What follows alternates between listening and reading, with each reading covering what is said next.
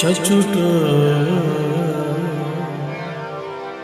ఈశ్వరుం తెలియు జ్ఞానము నేర్చి విశుద్ధుడై స్వతంత్రేచ్ఛ చరాచరంబులు జయించుట చెల్లునుగాని జ్ఞానికి బిచ్చము రీతి స్వర్గము లభించిన చెల్లదు.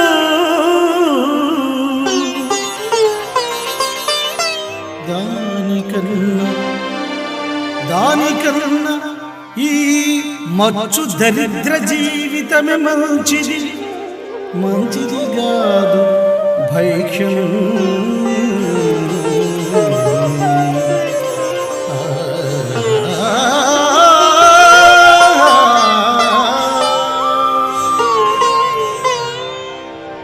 ఏవో యజ్ఞాలు యాగాలు చేసి నోములు వ్రతాలు పట్టి స్వర్గ సౌఖ్యాలు కోరుకోవడం భయంకరమైన అజ్ఞానం.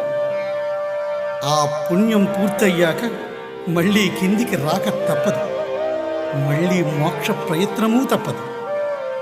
ఆ పనికి మాలిన స్వర్గం కోసం భిక్షమెత్తే కంటే ఈ దరిద్ర జీవితమే మంచిది.